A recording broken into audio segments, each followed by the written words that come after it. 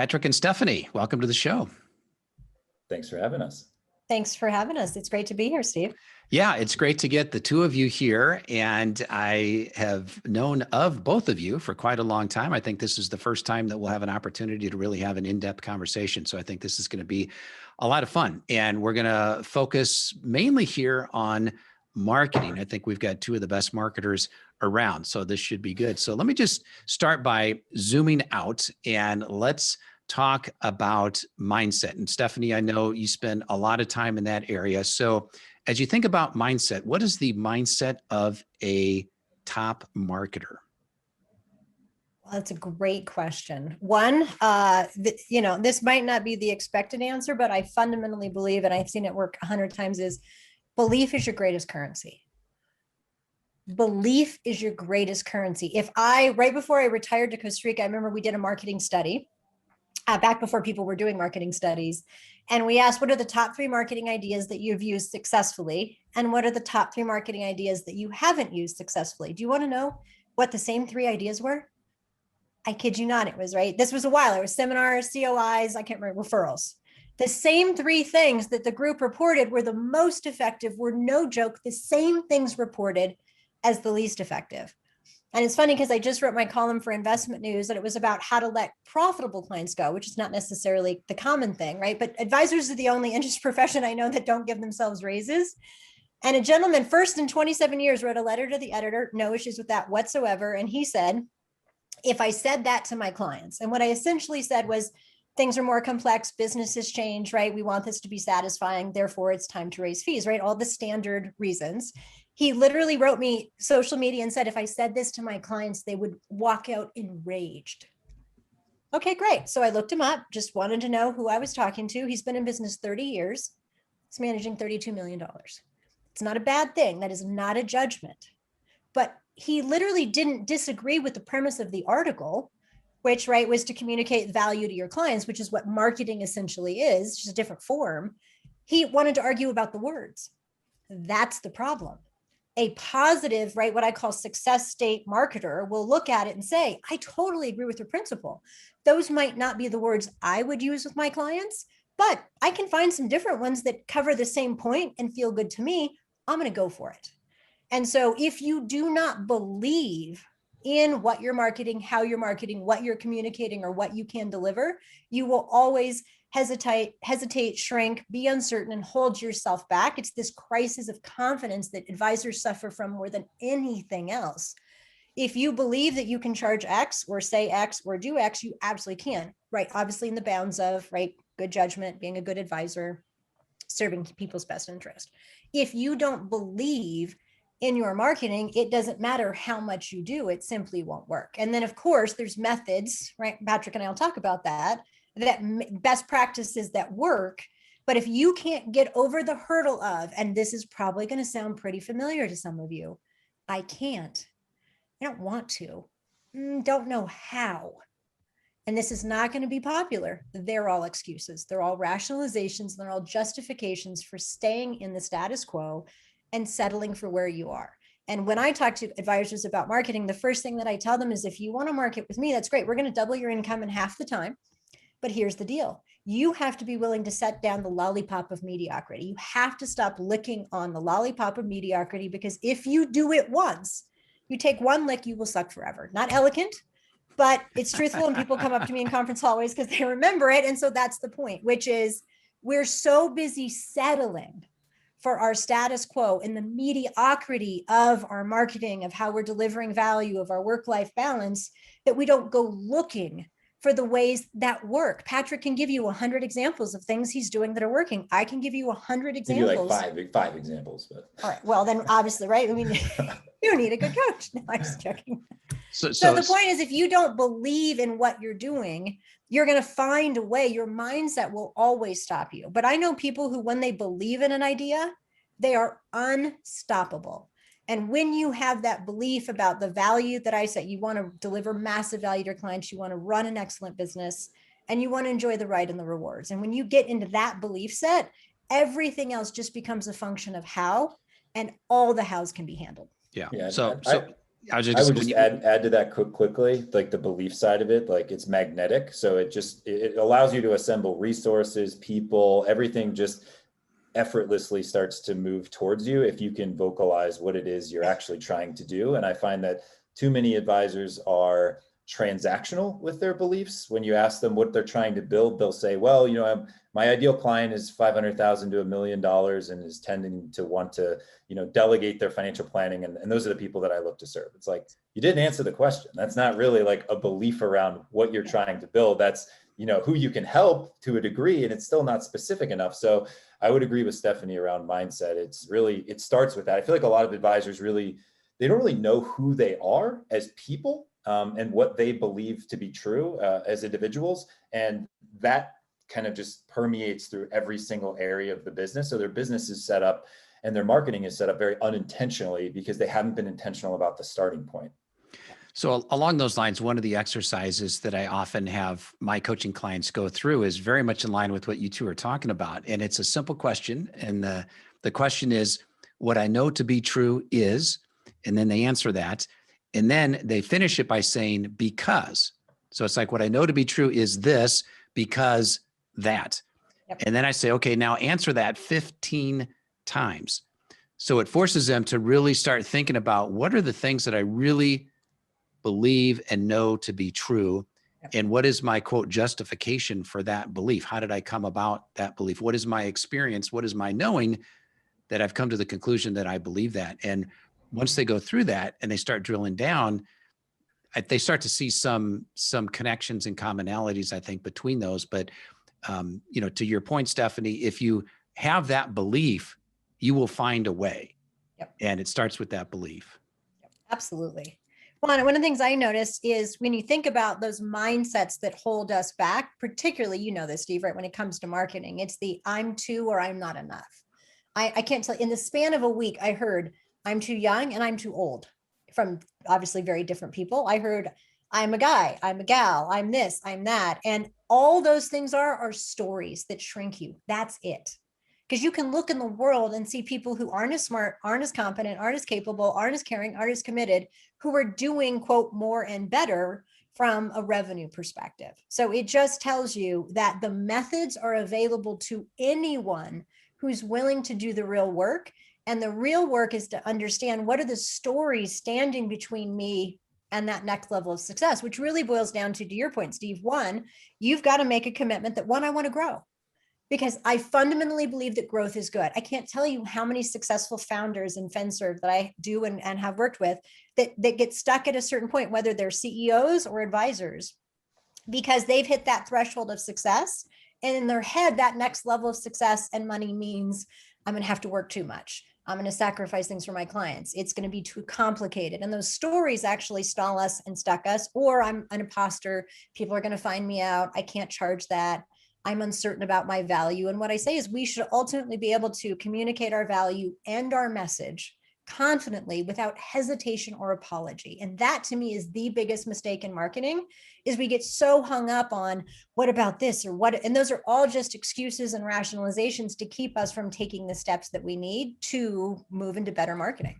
And I want to ask you this, Stephanie, and I want you to comment on this too, Patrick. I think I just heard you say, Stephanie, that you believe that growth is good. And it sounds like you think we should always be growing. Well, you, and I'm sure Patrick and I have talked to a lot of financial advisors who have said, look, I want to get to a certain point. I want to have a certain income, whether it's $500,000 a year or $1 million a year.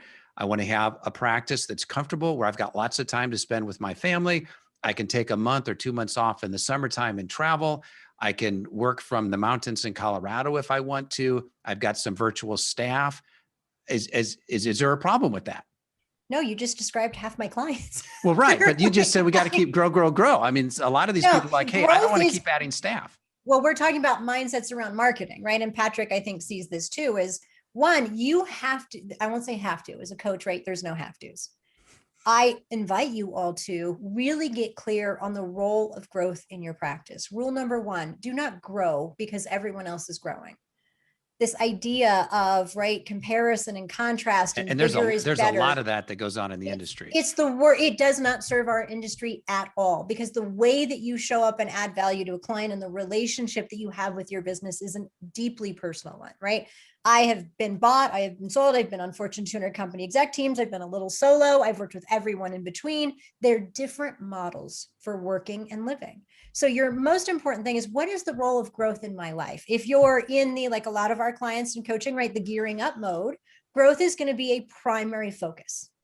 It's going to be one of the three legs of your stool, right? You're going to add value, you're going to run an excellent business, right? You're going to focus on growth. If you're in that, where a lot of my clients are, right, they're very successful.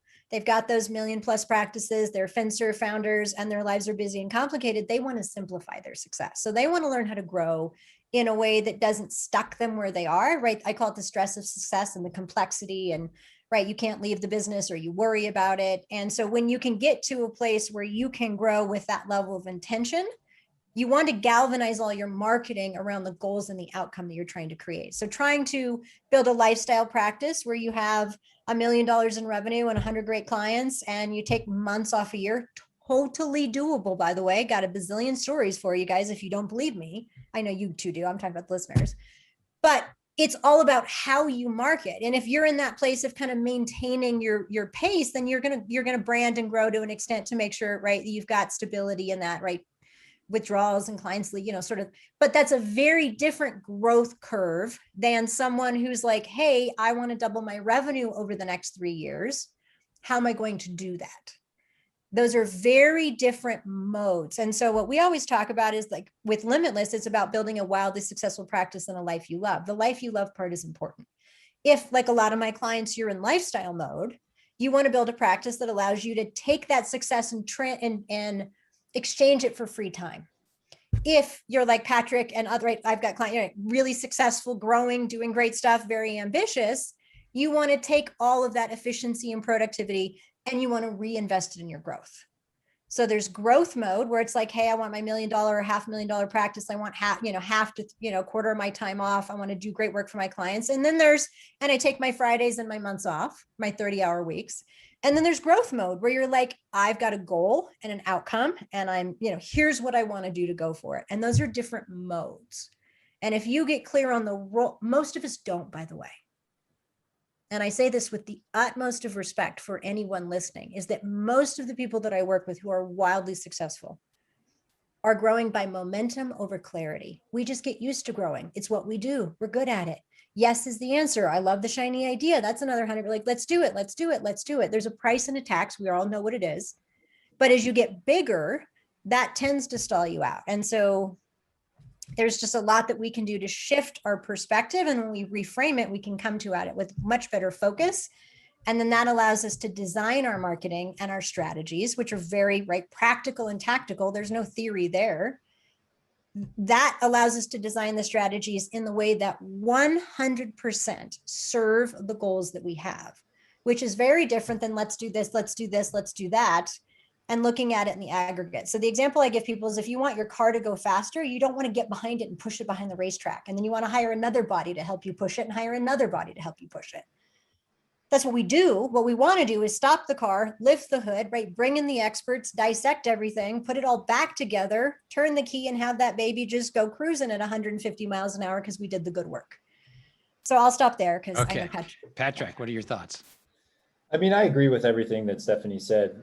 I would say that the only area where I think the lifestyle practice is dangerous is if you start a business to have a lifestyle practice, because regardless of what your end goal is, if you want to build something for lifestyle, you still have to work pretty hard to get that thing off the ground. Like if you're starting in a specific niche and you're trying to become relevant to, let's say, orthopedic surgeons around the nation, like you're going to have to work really hard to get your message out there, to build influence, to assemble an audience, and ultimately to get clients to your practice. So what I've found is that if you start with the intention of, well, I'm just going to work as though I have a lifestyle practice, the first couple years of momentum that I think is necessary in an early stage business is hard to achieve, and it just kind of evades some advisors. I've kind of seen that over the years for those who've started businesses with that kind of goal in mind. I don't think the lifestyle business is bad. I don't think it's better than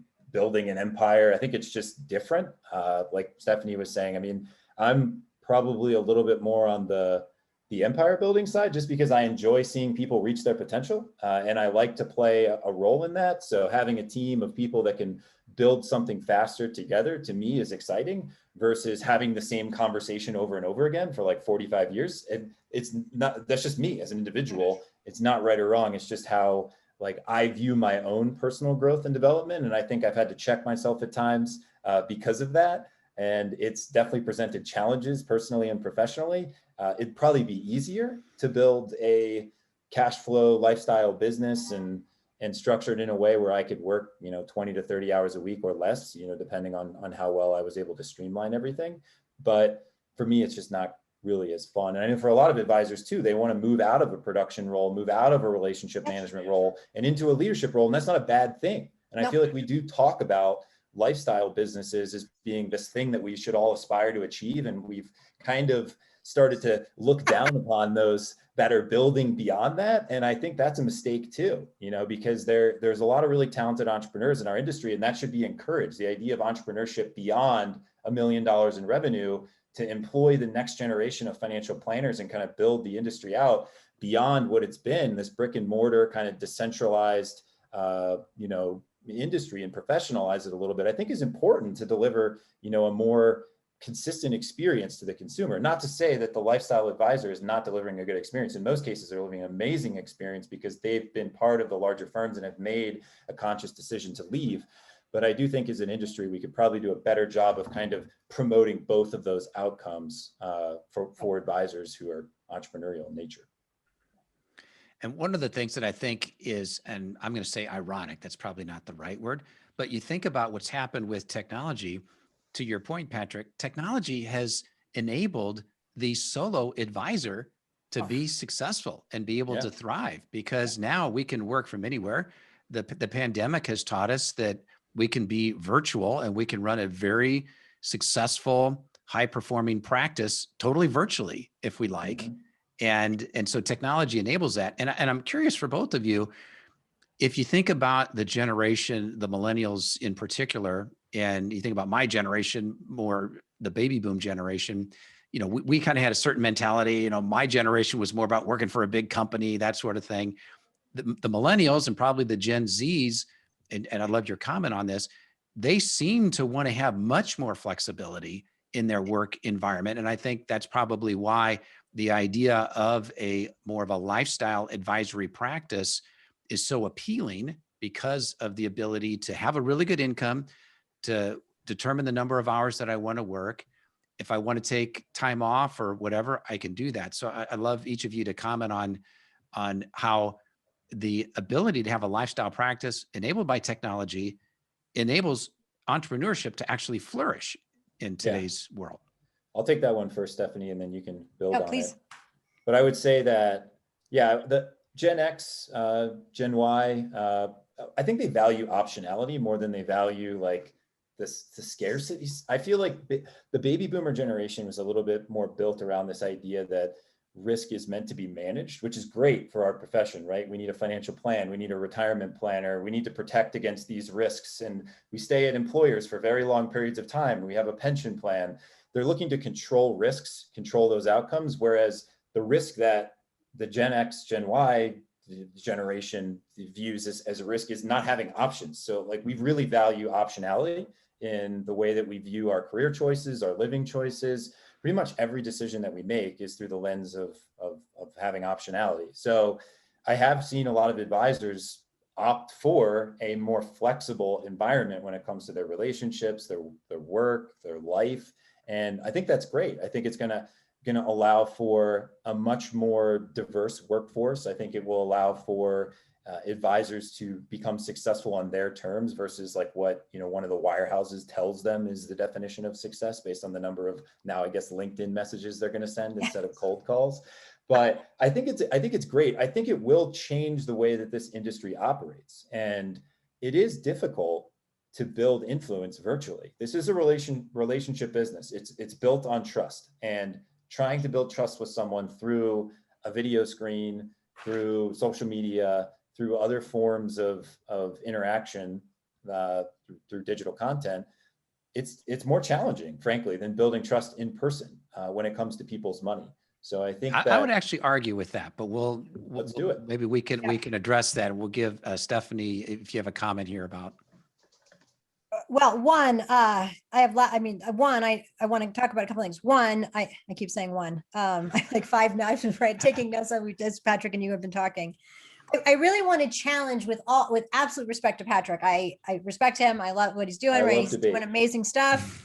We hang out, it's super cool, but I'm going to just fundamentally challenge the idea that everybody is like, hey, the lifestyle practice is the goal, right? Smaller advisors feel like everybody's like, hey, you've got to be bigger and you've got to do that. And so I think we are in violent agreement that there's no right or wrong model. Truly. Yep. It's about being utterly clear. Now, that said, that's totally my perspective. I'm going to totally challenge a couple of things, which is one, it's really hard. I'm not saying working and growing a business is not hard. I've started and built and sold them. I totally get what is required. And this is part of what holds us back. There is a distinct difference between inspired action and effort action. And efforted action is what most of us do most of the time, which is that momentum over clarity. And I've got to grow and bigger is better. And this is what everybody's doing. And I went to a conference and I heard a session and I should probably go do that thing.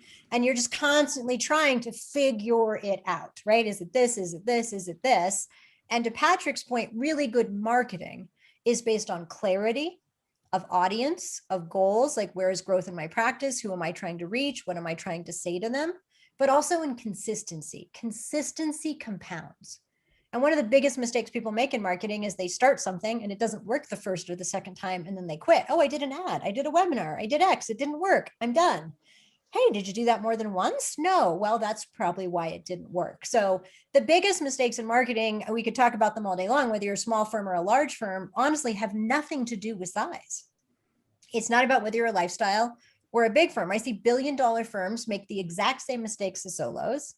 And I see solos make the exact same mistakes as billion-dollar firms. I can barely look at a website without being like, you're not doing this, you're not doing this. Google's not going to rank you. Your UX isn't right. Your call to action is too big. Like they just don't know. And so that just goes into this conversation of what is the role of marketing and what does it mean? So I fundamentally believe that tech is absolutely the game changer, right? The clients that we work with that are literally, I got an email from a guy today. He's like, I just wanted to send you a note. I'm doing 1.2 million. I'm going to pull, my GDC is 700,000 and I'm working 20, 25 hours a week. Like, thank you so much for believing that I can be successful without killing myself. So right?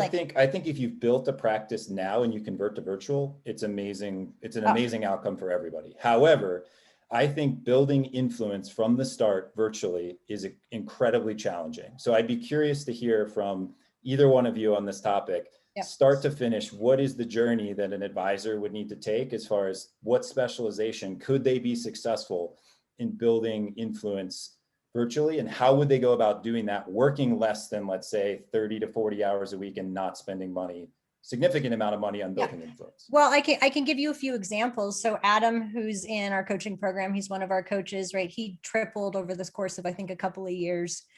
Doubled and then tripled. So he started digital marketing. He's got a podcast and he's got, so the secrets are, one, podcast is great. Yep. Have a niche. So rule number one, if you want to grow faster, have a niche across all professions, ours included. Niches grow 2 to 3 times faster, period. End of story.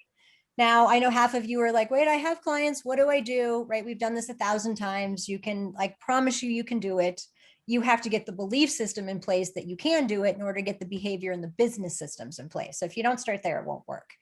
But what we're able to so Adam has he has a waiting list of multi-million-dollar prospects, a waiting list. Yep. Because of his digital strategies. And he literally freed up enough time to go get his pilot's license, start another bit. Ben built $1 million practice, digital marketing. He takes 6 months off a year. Kyle, so to your point around where do you start, Kyle? It can absolutely work, but did they all start virtual? COIs and SEO optimization built $100 million practice in 4 years. Yeah, so from the ground up. And the strategy is pretty clear as far as what you would need to take virtually. The question is the advisor going to execute it in most cases? Because most advisors, they don't want to build influence to the point where the leads are going to come inbound. So the SEO strategy Who's the advisor that built Kyle the Moore, SEOs? he's with Okay. Corey Hill. So all SEO was 100 million. SEO and COIs, but in 4 Okay, years, that's cool. pretty impressive, right? No, Taylor, it's definitely impressive. like he's getting 15 high net worth prospects a quarter using, right, his Yeah. website and digital strategies. So 100% on board with niche. It's your only option if you go virtual, because you can't compete with long tail keywords nationally for any type of SEO strategy if you're trying to do a national build. So interview style podcast, absolutely, because you're bringing people on, you're building influence in that particular market, you're talking to thought leaders, you're getting the attention of the space. So if that's in, let's say, orthodontists or orthopedic surgeons or whatever it is, from there, I'm sure what he did was he took all the different conferences that these people attend, and then he started maybe going to the conferences or sponsoring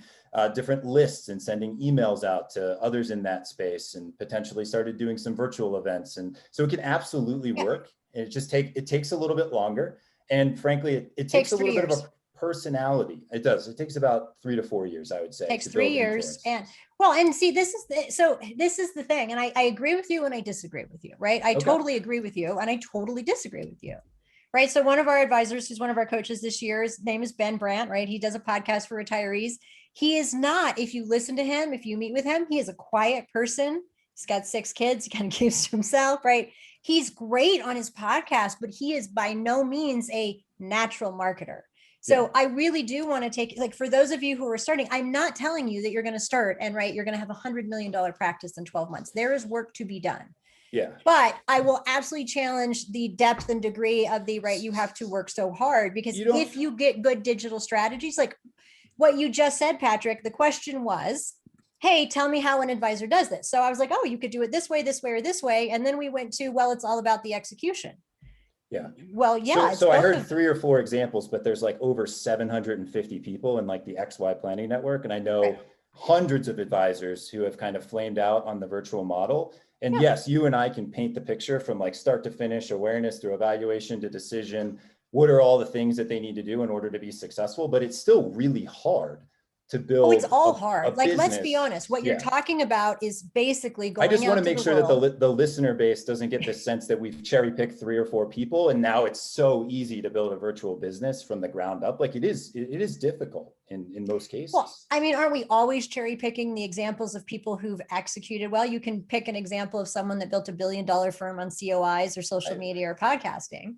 I mean, you can, but is it the reality of the distribution of advisors who are starting practices today? Like, Patrick, this is the fun part, right? We get to have this really juicy, like, intellectual. And I get to sit in the middle. Which we're all totally, we're totally down I mean, for it, right? You've named 4 names, but like I know 1,000 more who have created practices. Right, but that has and nothing to do with the strategy. It has everything to do with the advisor executing the strategy. If a winemaker gives me the recipe for wine, guess what? I'm not going to give you. I'm not going to give you wine you want to drink. I'm going to give you wine that tastes okay-ish, because I'm not a winemaker, right? So whether you're a marketer type or not, it's about, are you willing to dig in and do what you need to drive growth? Dig in my world doesn't have to mean 80 hours and grinding it out.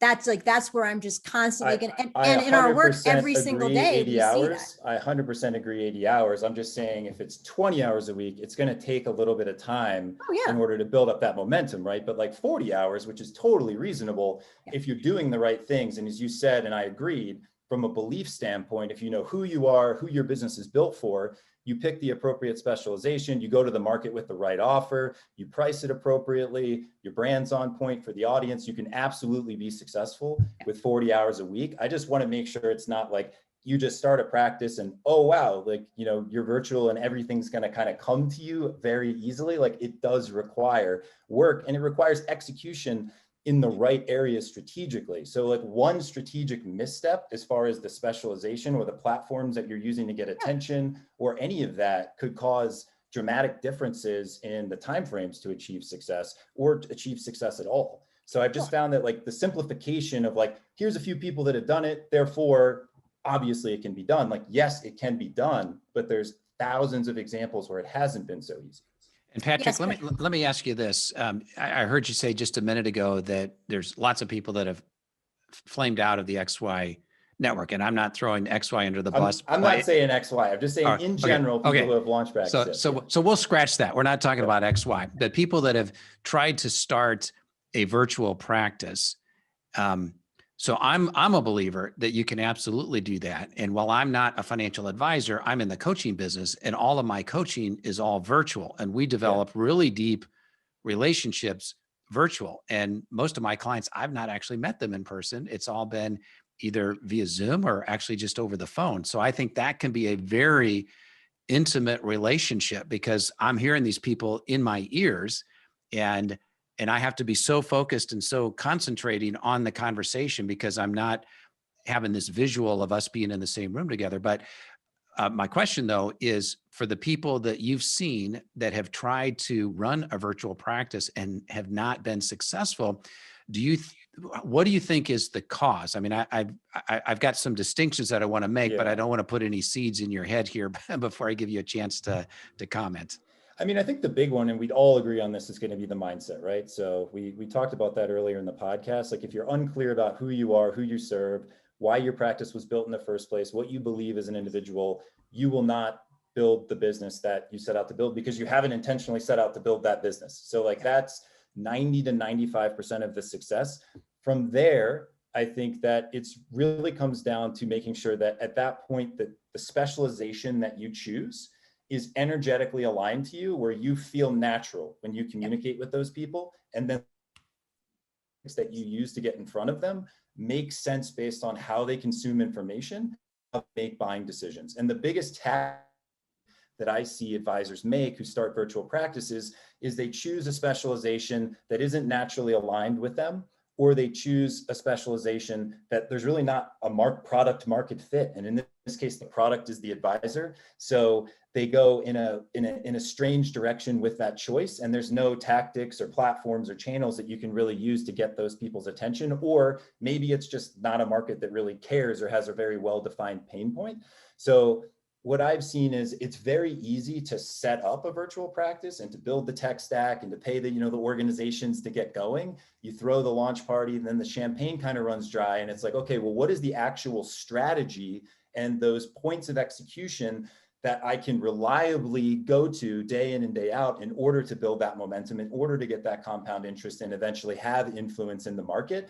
And I feel like it's a little bit, that I just don't like the idea of, well, these 4 people did it, therefore everyone can do it. So I just think that to me feels very, it doesn't send the right message on how hard, because I've seen it, and I've built influence in a variety of specialized markets for advisors on behalf of the advisors at our firm.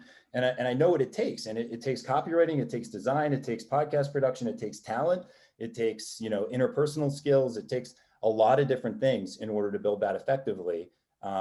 So, I mean, my thought is it's a blue ocean. I would agree with you both 1,000% that, like, an advisor who wants to build to 100 billion in assets in today's environment, there's never a better time to do that. However, building influence online is harder, in my opinion, in a consumer facing sale than it is in person. Because in your business, Steve, it's B2B. The pain point, in my opinion, is a little bit more defined. It's like, as an advisor business owner, I want to grow faster, and I'm thinking of that solution strategically. How can Steve get me to that solution a little bit faster and better? So it's a little bit more logical in the way that they purchase, versus a consumer, a little bit more emotional, right? Depending on if you're working with an entrepreneur, you're trying to future pace them, you're trying to sell the vision, versus a 55-year-old millionaire next door. You're trying to sell the security and the scarcity around, or not scarcity rather, but the security around the outcome that they're seeking in retirement.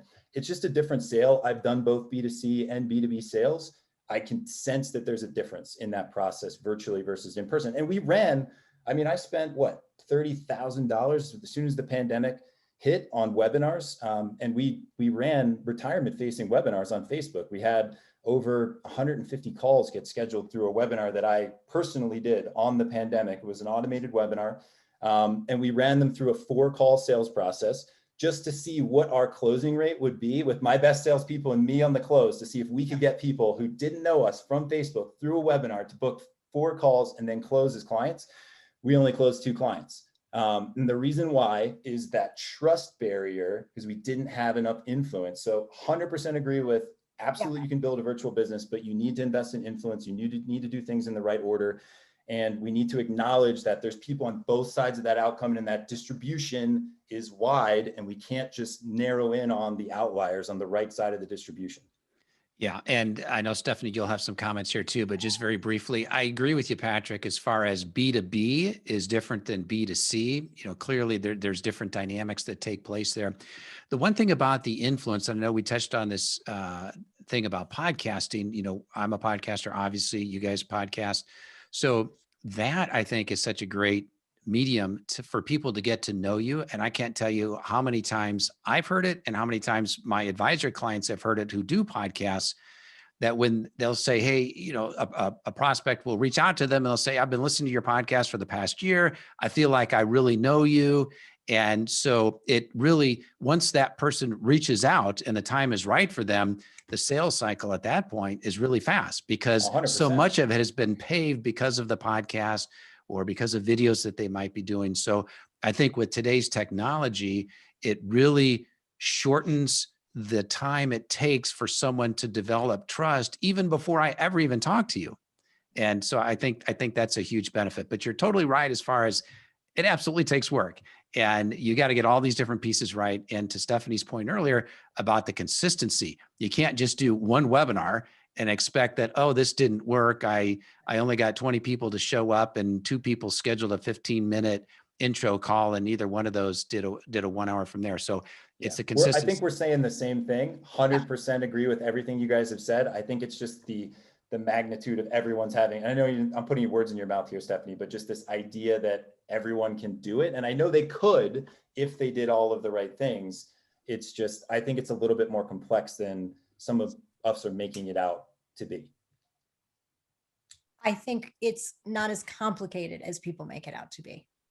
And what I mean by that is, right, like we had an advisor, right? We built a webinar, 700 people on the, so one, with all due respect, I would want to look at your webinar. If you got all those, I'm happy to show you. I mean, got all those people incredibly yes, well. I want to talk to you. If people say, yes, I want to talk to you, your closing rate at that point should be 80% or better. So 4 phone calls. So my point is, there's a difference. And I'm not saying your marketing's bad. You're a great marketer. That's not the issue, right? But there's a difference between a transaction and being a trusted advisor. And the gap in between is filled with this thing called thought leadership. And that's what we're all talking about, is credibility is the cornerstone of trust. We're all competing for attention. That is the thing we are competing for every day.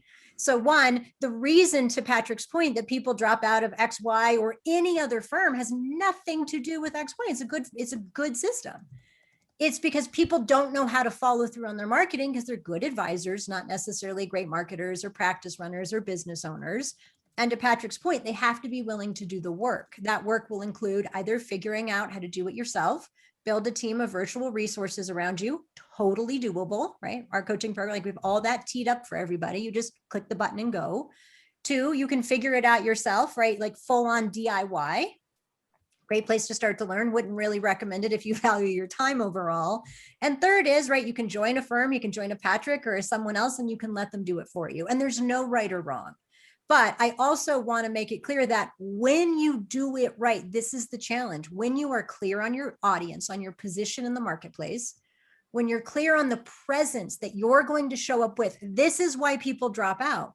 It's why they fail. They don't have a compelling voice to take to the marketplace. They don't have a story to sell. So whether you're quiet and meek or super charismatic, I don't care. I can help you build a story that will curate the clients that you want, and they will just start calling you. But we don't have the confidence to curate the story, to create the value, to quote the feed, be really clear on who we're serving and why. We can't explain the value that we add, the approach that we take, the role that we serve. We don't draw those lines. We get all oh, I hope they're lucky to, I'm so lucky if they work with me. And when we struggle through that crisis of confidence, we don't curate the right kind of marketing.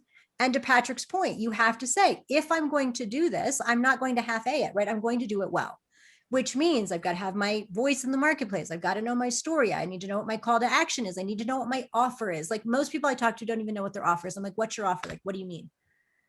You can't tell me in 5 seconds, hey, Bob, it's been really great to talking to you. Why don't you drop by the office? Love to grab a coffee sometime. Or, hey, I've got a great webinar coming.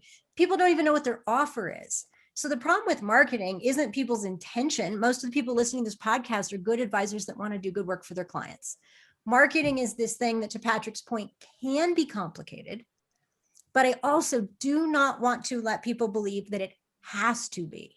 Because I've just seen so many times where people come to me and they're like, oh my God, I'm never going to be able to double my income in half the time. How am I going to do that? And I'm like, okay, give me a couple of years. We're going to walk you through this program, and time and time. And like, I get an email a week. Thank you. Thank you. Thank you. So what Patrick is really telling you, and I don't want you to miss it because he's correct, is there is a formula that you need to follow through on.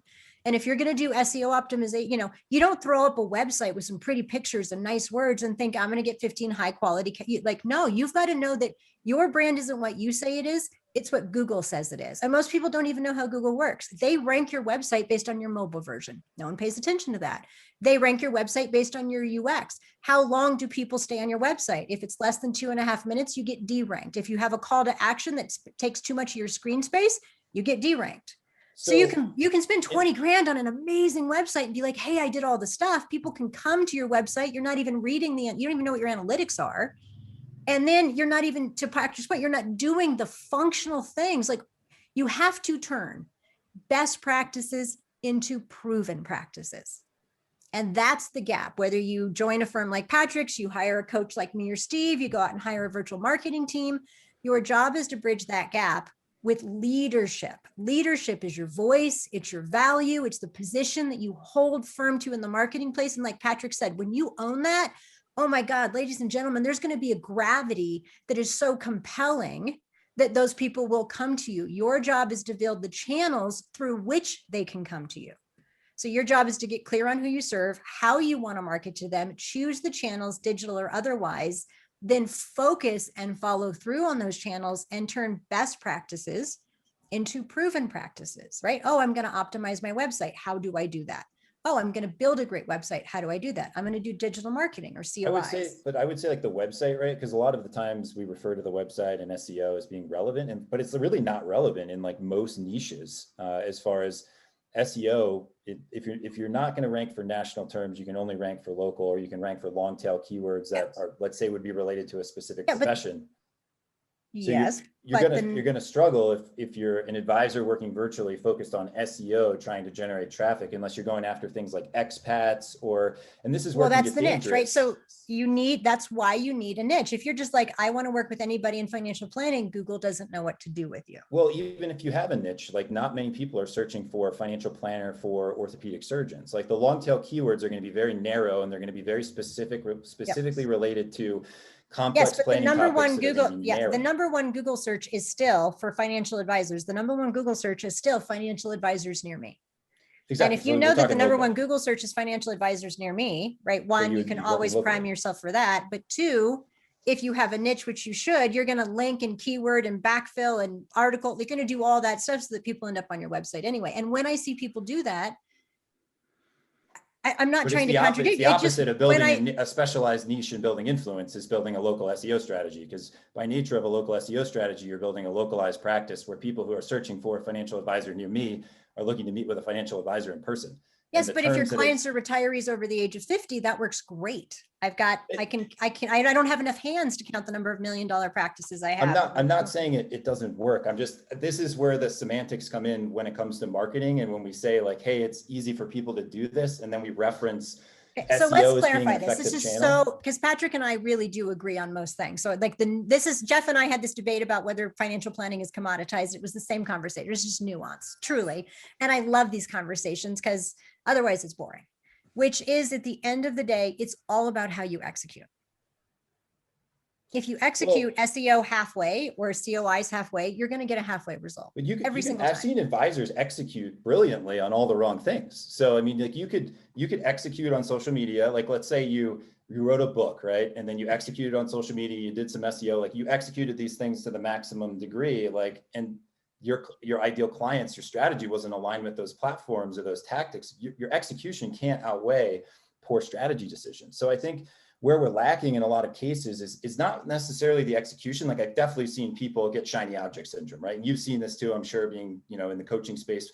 Try a webinar, let's try a live event, let's try some social media, and they kind of sprinkle it around and they never really get the momentum. But I have seen a lot of people like who work really hard and who execute on the wrong things strategically, because they don't know exactly what they're supposed to do. And that's the complexity to this, because if you miss one component, I feel like it can really it just sabotages your efforts.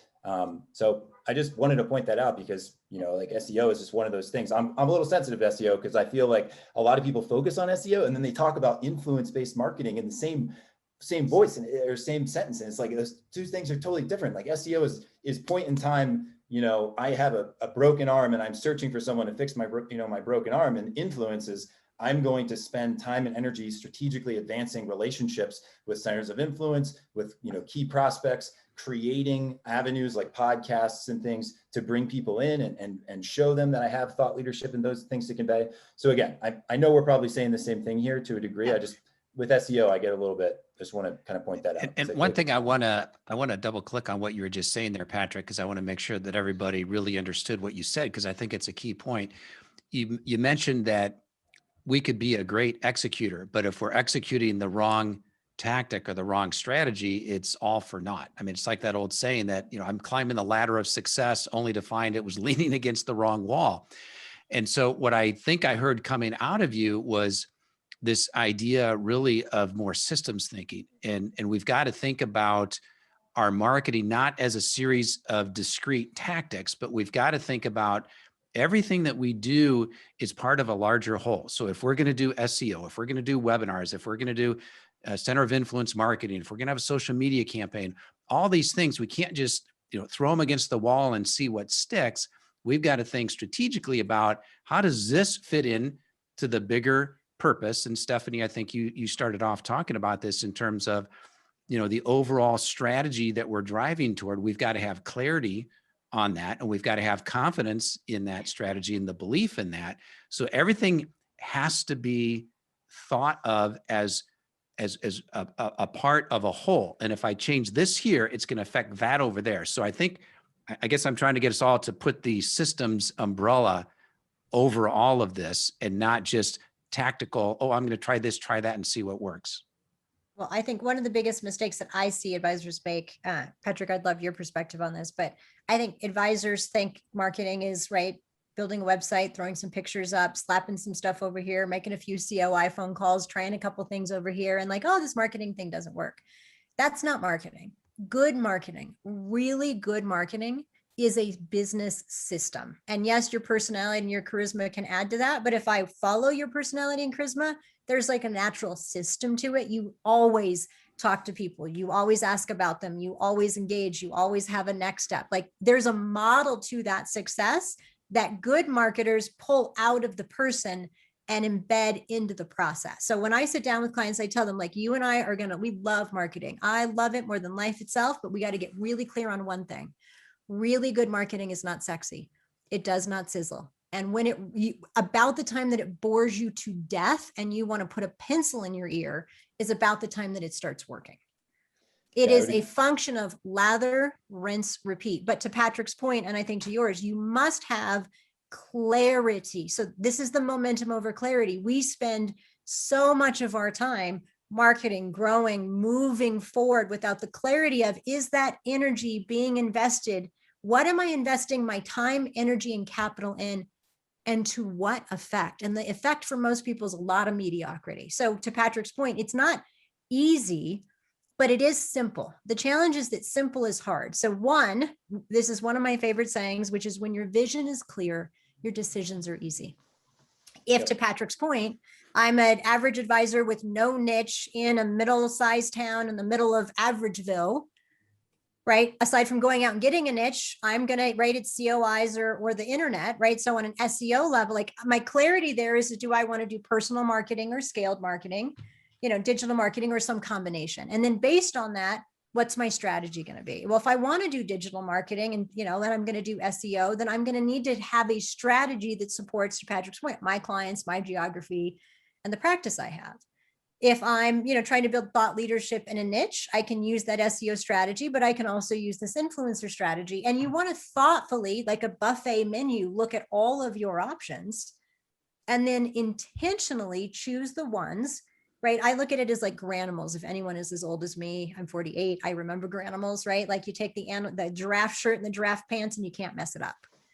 So that's, what we're trying to do is pull these granimals, but we're trying to mix giraffes with elephants. And to Patrick's point, it just doesn't work. You need to get really clear and focused on what's going to move the needle for marketing in your practice, your personality, your position, your presence in the marketplace. For most people, they just need to get clear on how to communicate their value and tell their story. And most of you would be twice as good at marketing as you are right now if you could, in a minute, tell me who you are, the value that you deliver, and why I might want to work with you in a way that doesn't make you like choke on yourself, where you're just like, hey, yeah, I'm Steph, I'd love to work with you. Here's what I do. So, the ability to just say, I teach people how to retire is not that complicated. That's what Ben tells people. Like, what do you do? He's like, I teach people how to retire. Like, oh, tell me more about that. He's like, hey. So we come up with all this, like, I'm a financial architect. Really? Are you really a financial architect? Oh my God, you're just a financial advisor or a wealth manager, or I run an investment shop and I specialize in helping optometrists turn their success into a retirement paycheck, like whatever. Yeah. But most people can't even tell me that, which means they can't put it on their website. To Patrick's point, they can't nurture that message or that story or the outcomes or the pain points that they're solving, because they're over here in selling land and they're not over here in serving land, which is, how do I get clear on who I can add value to? Who can I do my best work with? What's the role and the approach that I take? And then what's the story that I can put to that? And then that story goes in my website. It goes in my emails. It goes in my podcast. It goes in my client newsletter over and over and over again. And that's what creates that gravity. And everything else is just an execution channel.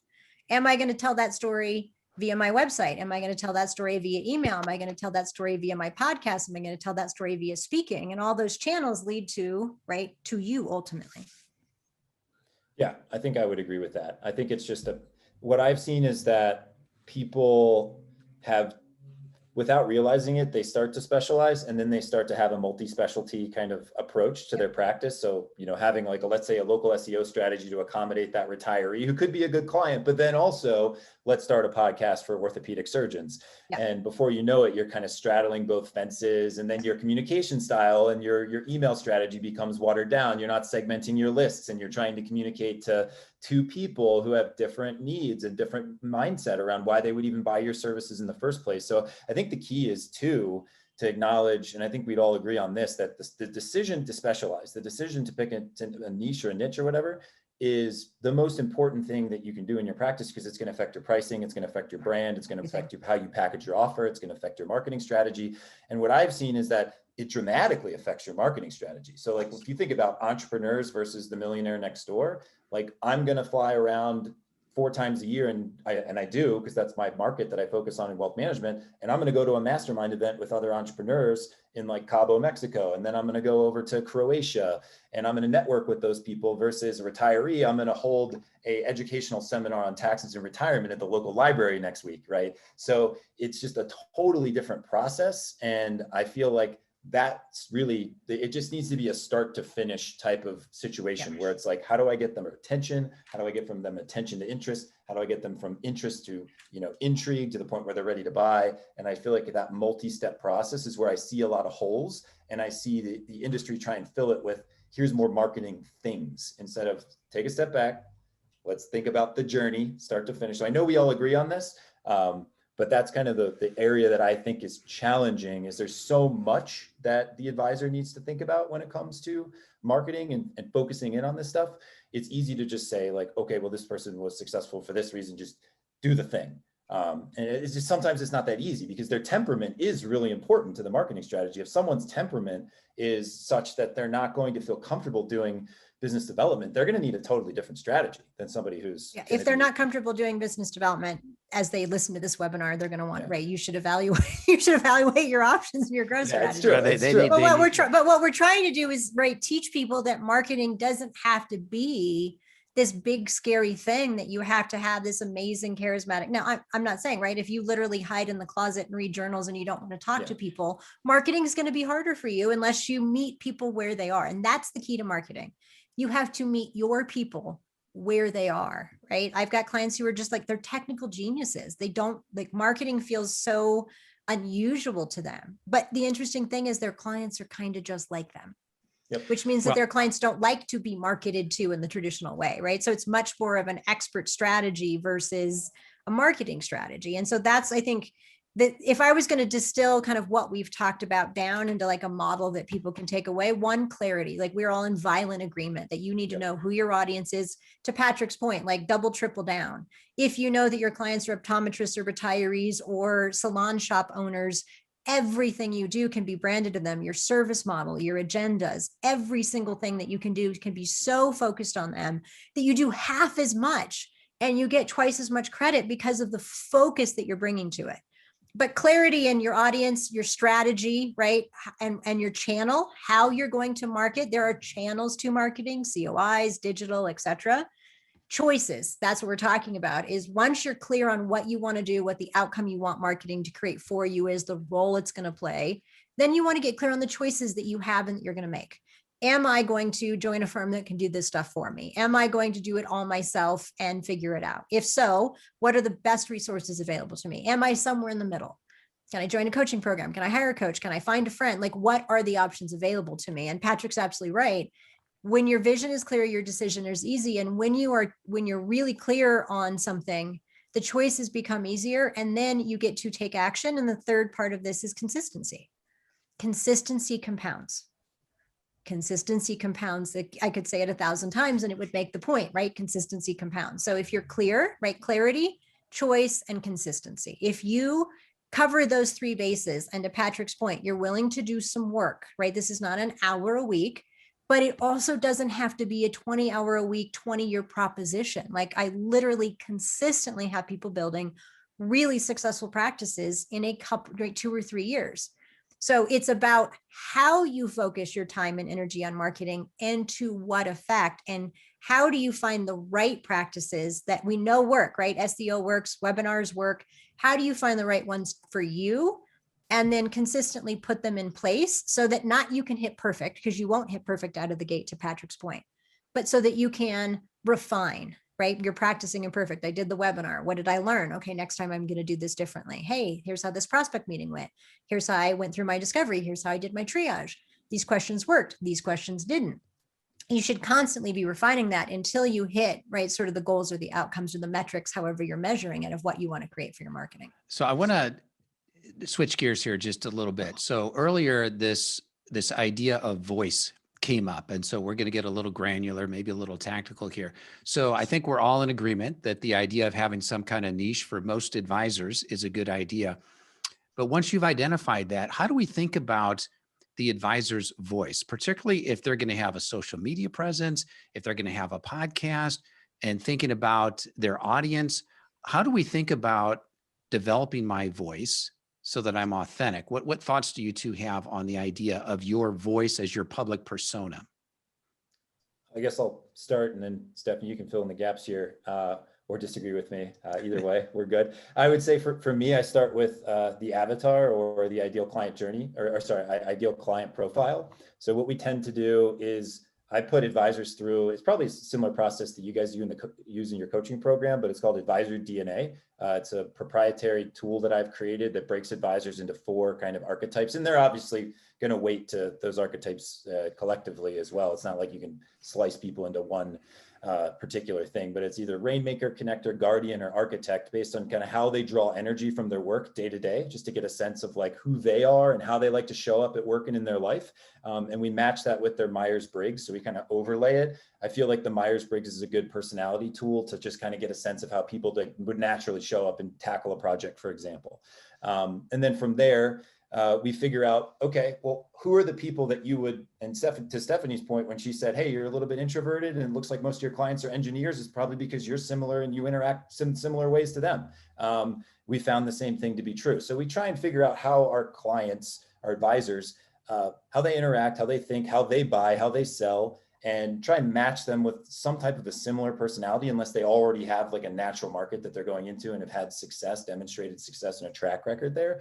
And once we figure that out, it's a nuanced discussion, as I'm sure you all are aware, you've had it, you have to pull it out of them. It takes like 2 to 3 hours and like, a couple existential crises along the way. You create this ideal client profile, and it's psychographics, demographics, level of conscientiousness, how quickly do they make decisions, like all the different stuff that goes into creating this person. that exists in the real world, right? We try and make it as real as possible. It's like his name's Brian, his wife's name's Mary, they've got these kids, they're this age, they do these things, and here are the trigger points that they would come across in their lives to seek advice. And once we've created the avatar sheet, then we pull that over into something called a client journey map, where I map the 4 stages that people will generally go through when they move through the point of, okay, I didn't even know I needed financial advice. Now I'm aware to the fact that I need it. And now I'm, working my way through the stages and getting to the point where I'm hiring a financial advisor. So it starts with awareness, and awareness has its own channels and platforms and tactics that you can use to be effective. And the channels, platforms, and tactics that you're going to use is going to be highly dependent on the avatar. So to go back to a previous example,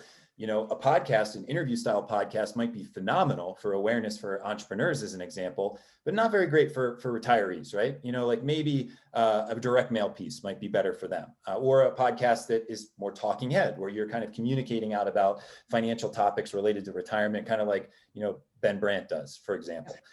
So you kind of map all of the different strategies and tactics that will work based on that stage. And then for the next stage, once you get their attention, now they're in the research stage. So they're actually going through and they're like, okay, I need to figure this problem out. And during each of these stages, awareness, research, evaluation, and decision, they're asking themselves different questions. And they're either vocalizing these questions externally to people who they trust, their family members, or they're internally wondering what they are. And that's what drives your content strategy. So if you map these questions from awareness to research to evaluation to decision, you can help create marketing collateral and strategies to overcome their objections before they become objections. And you can create that natural kind of move from one stage to the next.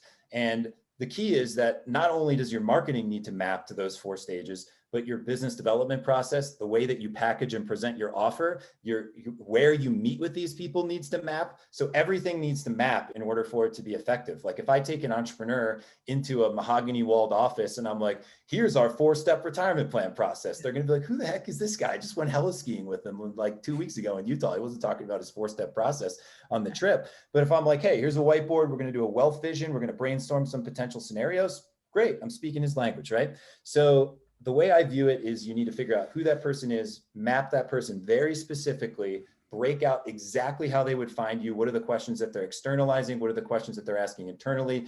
What are all of the platforms and tactics that are relevant based on answering those questions at each of those 4 stages? And then you create kind of your marketing experience, and you need to make sure that your business development strategy and all of your sales enablement collateral and your offer maps at each of those stages. So that's kind of how we view it.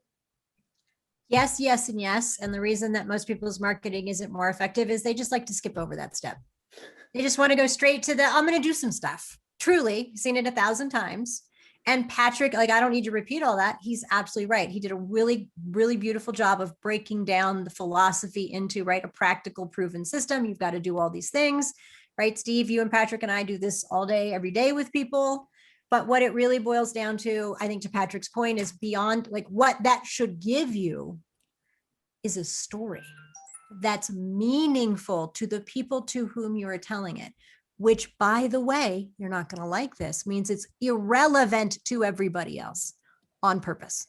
And that's the crisis of confidence. Is I can't tell you how many websites and email copy that and it's like, I work with everyone. I'm knowledgeable, caring, and service. And I've been in business since whatever, doing financial planning, insurance, and investments for individuals, families, and want marshmallows.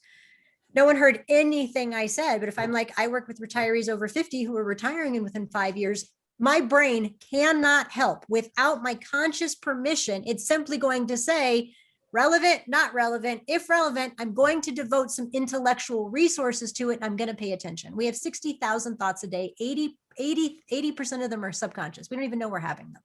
Okay. We don't even know. So this is a good point. I want to ask you a question about this. So I believe the best marketing is also a repellent. And I think both of you agree with that. Yep. So with that in mind, I got into a little Twitter conversation the other day with the idea of, should your content, if I'm a financial advisor, should some or all of my content be behind a gate where I require you to give me your contact information? So I mean, I have an opinion on that. I'd love to hear how each of you think about my content that I put out there as a financial advisor. Should it be free and open to everybody, or should some of it be behind a gate where you have to give me your name and email before you can access it? Want to take that first, Stephanie? Yeah, the answer is going to be, it depends. So You only get one. It depends during the whole right. podcast. So you look, use, I don't use them you a just- lot. you Everyone just knows used me. your one. Like we all know I have no issue having an opinion. That's never the issue. But it really does depend, because it depends on your strategy, right? So from a nurture perspective, if you're really trying to build an audience, you want a certain amount of stuff on your website that they can read and access and get to know you and your approach and your role without giving you their email. Because what an email essentially says is, I'm giving you permission to enter my space at any time of your choosing. Right? Whether I delete you or read you, I'm giving you the most valuable thing I can possibly give you, right? All the research says, right, email is still the best marketing, all that good stuff, which means when you come to my website or you read my email and that call to action appears, you and your brain are going to make a decision about whether you care enough about what's on the other side of it to give me your email, knowing full well that your choices are to see my emails every week until you delete them, or unsubscribe at some point if you decide that's what you want to do. Like we all do that. Like, oh, I'll subscribe, I'll get the free download, and then I'll unsubscribe later. Right. And what you're counting on is that people don't unsubscribe later. So I'm a big fan of free, because I think it really tells the story. If you are clear on who you are, the value you deliver, and you can communicate that well, there's an element of that you absolutely want to provide for free. But in your sales funnel, you also want a hurdle wall, right? It's a speed bump. And what you want that speed bump to do is people either have to go over it, or they're like, oh, I don't want to go over speed bump, and they bail out. And you want people to bail out if they are not the people you're going to do your best work with. So I think you ultimately, when you're asking people for their attention, their email via, right, put your email here and get the download, that download better be super valuable. It needs to be, in terms of the story around their pain points, right, their opportunities, something that's really compelling to them. Yeah, I'd agree with that. I would say that generally you're going to want at some point some form of lead capture. So you don't just want to like push content out endlessly into the world and just hope that it's going to come back to you in the form of dollars and cents. So I think that there's a good balance between pushing free content out through social media, through other channels. But if you're going to do any form of paid advertising, for example, and you're just doing paid advertising, you're like, I don't collect emails, I don't book appointments, like your performance is going to suffer. So I think it's just mapping the strategy to who your ideal client is, like we've talked about. And to Stephanie's point, there's going to be certain audiences that are more receptive to it, and there's going to be other audiences that are less receptive to it. Entrepreneurs hate putting their email in exchange for a piece of content. They don't even want content in most cases, versus somebody who's a millionaire next door who wants to read the resource, right? So it's going to be on average higher value for them. They're going to take the time to read it, and that micro commitment is going to get them to the next step. So the key is you need micro commitments throughout the process generally, from my experience, and you just need to build them in depending on who the person is that you're focused on. So I would say that I'll have to use my it depends here a little bit, but I would lean towards gated content being a good option for most markets. Yeah, and I like your phrase there, micro commitments. And I mean, I'm a believer, I suspect you two are, that we want to make it as easy as possible for people to take the next step to do business with us. And so having a gate, of course, makes it maybe a little bit more difficult. But I definitely am I'm a believer that we do need to have some gated content out there. I have some gated content on my website, and I tease it. Like I'll write an article, and halfway through the article, I've got a box there that says, you know, to read the rest of this article, please enter your email address and it'll unlock the content. So my thinking there is that if this person is not, if they're not willing to give me their email address for the time and effort that I put in to create this content that I think is pretty good, then, you know, there's got to be a little give and take here on both sides. And yes, I'm putting out a lot of free content. I put out a lot of podcasts, and those are free. But at some point, I want to start discerning who's interested in doing business with me and who's here just as a plate licker, so to speak. You know, so I think we got to make that distinction. Another interesting thing that I'm seeing with some people that are doing podcasts now, this is probably not an effective strategy for financial advisors, but these are people whose business is podcasting and making a living out of podcasting, is they'll do like a 2-hour show. The first hour is free. And then to get, you know, the overtime, or to get the second half, you have to go to Patreon and be, you know, a patron to them, or pay, you know, $10 a month or $5 a month or something like that. And you get the transcript. So I think that's an interesting model to think about, the whole Patreon thing, is an interesting model, but that's probably different than what most financial advisors will get into. Yeah. I honestly, when people are coming, whether it's to your website or they're looking at your email or they're calling you. I mean, especially when it comes to the digital and in the email is you really have two kinds of people who are looking at your stuff. You have scanners and you have seekers. Scanners are kind of mildly interested. Maybe the issue's not here. It's on their radar, they're checking stuff out. And seekers are in that point in time where they are truly seeking a solution to a problem. They need to ask someone for advice, right? There is something, a meaningful step, right? An inflection point, money in motion, something happening in their life. And the beauty of content, when it is encapsulated in that broader story, right? All of your content should support your story, is when you tell that story loudly and proudly on your website, in your email, however you're telling it, people are going to have a visceral reaction to it. They're going to have a, yes, I want to continue to have these things show up in my inbox, or I want to click through to the next page on this website because it resonates with me, or it's going to rebuff them. And they're like, hey, this isn't for me. And that's great because you don't want to invest a dime or dollar in people who aren't ready to work with you. So it's really about learning how to meet people where they are. That's what good marketing does, right? If my client's a retiree and they're not online, I need to think about, educational seminars and community colleges and mail and email. And if they're modern, I mean, I can't tell you how many clients I have with really successful podcasts for retirees, right? Because lots of retirees don't do that, but lots of retirees love to sit around and listen to podcasts about how to retire. So it's about understanding that there is someone for everyone, and your job is to make it really easy for those people to find you. And the way that you do that is you have to stand out. And we're so busy shrinking ourselves that we sit down at just the time when we need to show up and really tell that story. Hey, I do my best work with retirees over the age of 50 who are retiring in the next 5 years. I do my best work with optometrists. I do my best work with, independent women, like whatever it is. And then I think Patrick did a really good when he laid out all the practical pieces. The basic story is really just about one fundamental thing. How can I get you from here to there? Right? If you take a piece of paper, like all that stuff that Patrick said, here's the easy way to get to that story. Take a piece of paper, draw a line across it left to right. On the left side, write from here. And on the right side, write to there. At the top of it, write out who your ideal client is, demographics, like Bob and Jane, they're 50, they like to make decisions, they're ready to retire, they have lots of questions. These are the three biggest problems, right? Taxes, cash flow, and legacy. Okay, where are they from? They are at uncertainty, doubt, confusion. They have some specific questions. What are the specific questions that Bob and Jane have? And then you go over here to there. When Bob and Jane have worked with you for 5 years and you've done all your awesome sauce, what's their life going to be like? Simple, organized, consistent meetings. They feel like they're on track. They know they have a trusted advisor. They've gotten answers to their three biggest questions, right? Like Patrick can forecast you all of the things, right, that he from a marketing perspective and his firm will lay out for the advisors that work with him. It's really thought out. It's good stuff. But if we can do that, then we can tell that story with a lot more efficacy. And ultimately, those people will work with us because that's where the fit is. And we're so busy trying to figure out who will work with us that we don't just stand loudly and proudly and say, here's who I am. Here's the value that I can add. And if that sounds like a great fit for you, great. And if not, it's okay. Some will, some won't. So what? So who's next, right? There's always someone, and your job is to find the 50 or 100 or 150, unless you're in a big firm, right? Who you're going to work with. Everybody else, your job is to alienate them. Like that's the actual job. I want people to read my clients' websites, and I want 99% of the population to go, that's not me.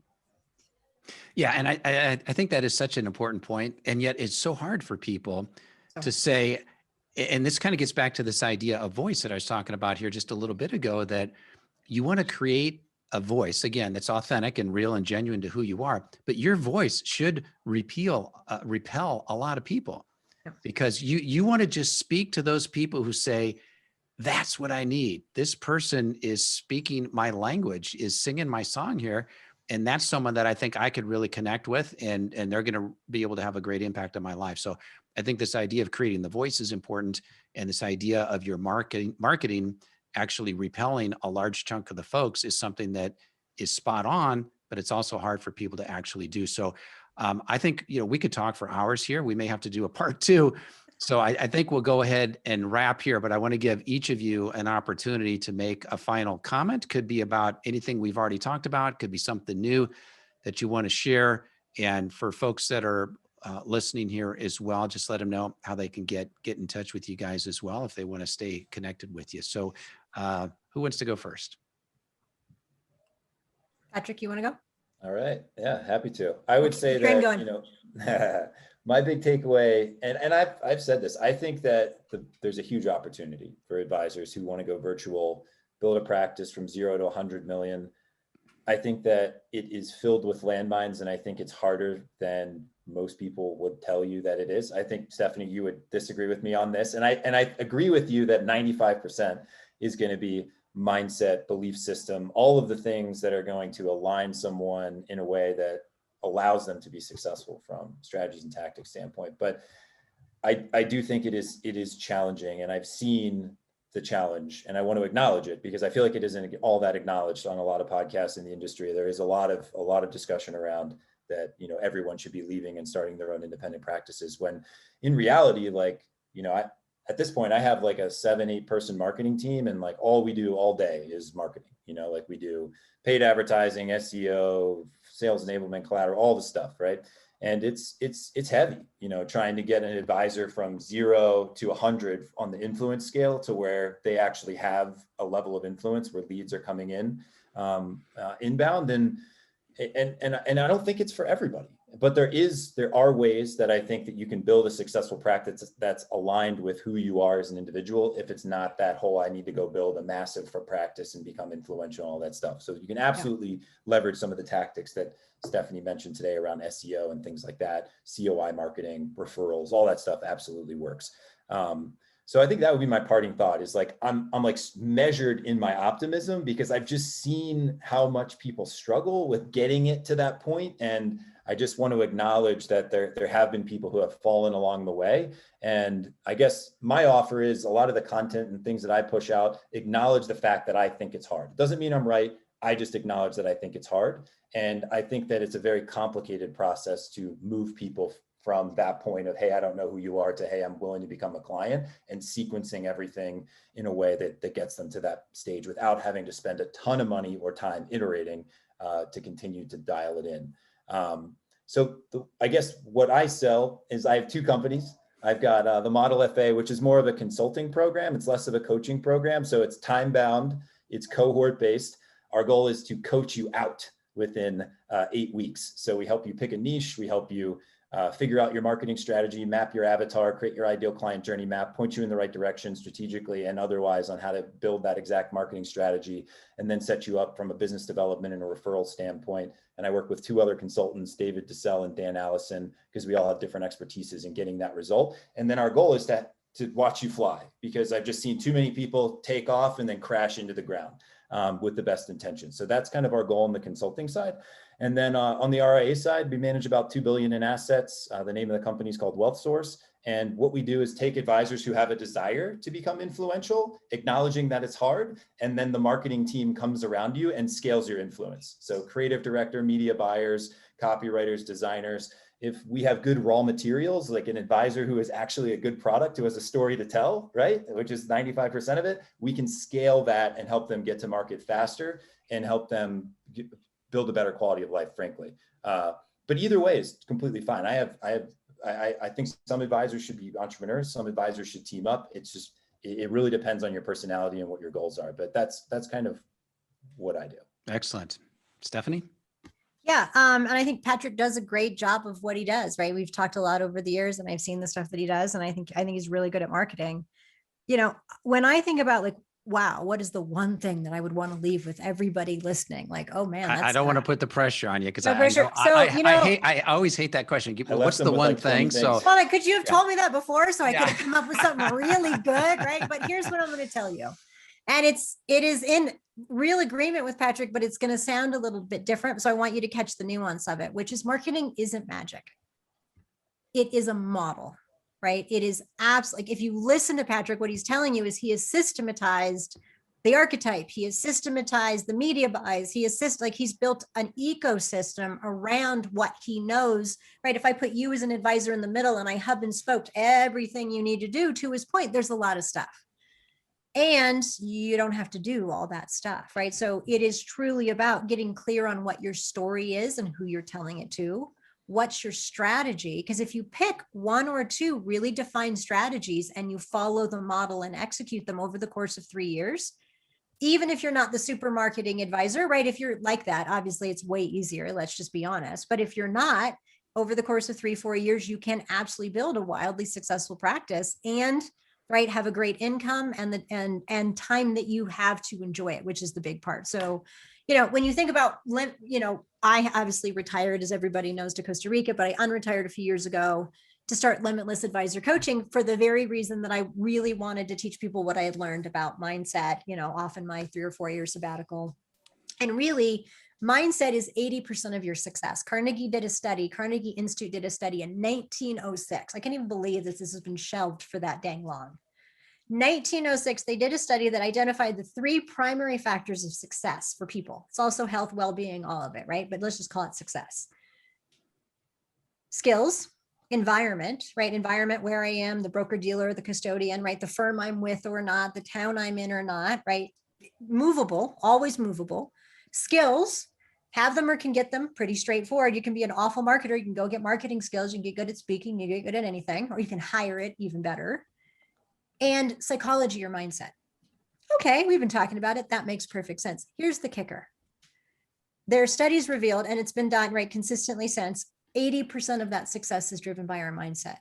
If we want to elevate our practice, if we want to elevate our marketing, we want to elevate our business and our life and the value we deliver to clients, we have to elevate our thoughts. We get paid to think. Steve, Patrick is an advisor. Anyone listening, your job is to think. That's what advice is. It's a thought process. It's not information. The value is the advice, not the information, not the plan, not the projections, not the 5 inches of paper. It's what the 5 inches, right, guys? The most important 5 inches you got is between your ears, because that's what you show up with and deliver to a client. And when you get that, what you realize is that everything else is just a mechanism for delivering that value. It's just a model. Time is a model, marketing is a model, service systems are a model, staffing is a model. So when you figure out the model, the simple, right? Everything is hard, but it can be simpler. And what we tend to do is throw spaghetti at the wall instead of building our nice organized bento box. And so when I unretired and started Limitless, it was for one very simple premise, which is I wanted to teach people how to do what they'd been asking me to do, right? Which is to build a wildly successful business and life that they love. So our work is really based on 5 premises, which we call the 5 freedoms of Limitless Advisors. 1, work with purpose on your terms, right? My purpose is, right, to help advisors build wildly successful businesses. My terms are 25 hours a week from a beach in Costa Rica or the slopes of Park City, depending on where I am. Those are my terms. Patrick's are building an enterprise, right? If your terms are to be a solo, you're not going to join Patrick. If your terms are to create scale and leverage the heck out of yourself, you might want to join Patrick. 2, do work you love. We should not debate that. You should all be here. You should all be here to you love. 3, enjoy, clients and staff included. 4, for all the financial success that you desire, because obviously in this business you can, right? Just use your powers for good instead of evil. And 5, I had to retire to a beach in Costa Rica to learn this, but to live a life of happiness, fulfillment, and contribution. Like, how do you create that success, to Patrick's point, without all that grind that he's talking about? So it's not easy, but it doesn't have to be this incredible grind either. And that's the sweet spot that I'm really trying to teach people about, is when you know what the model for success is, and you've done it over and over and over, which I've had the good fortune over 27 years to do. Like, this is not like, I'm not new at this point. And then you build a model around it, like Patrick's done in his firm and you've done in your firm and we've done in ours. Then it gives you the ability. What I always tell people is I help advisors that want to accelerate their success, gain back their time and freedom, and build a wildly successful business and life they love. And marketing, whether you're growing or not, like branding and marketing and sales, is all part of that success formula. So if you guys are listening and you're interested in building, right, a wildly successful practice in less time, then you can reach us at limitlessfa.life is the website. All right. So guys, great. I appreciate it. Lots of great ideas here. And Stephanie, I'm going to give you the prize for dropping the two most random references in our podcast today. The first one being Garanimals. I hadn't heard that in decades. And then a bento box. So, I could go for one of those right now. I'm kind of hungry. a couple of random ones there. So appreciate that. So Patrick and Stephanie, this has been awesome. I appreciate it. Great work the two of you have done over the decades in the industry. A couple of great thought leaders, and it's been a real pleasure to have you on the show here. So appreciate it. Thank you. Thanks. Always a good time, Patrick. It's nice to see you, Steve. Thanks so much for the invite. I'm happy to come back anytime. It's great All right. fun. Well, we'll do that. All right, guys. Have a great day. Thank you. Bye.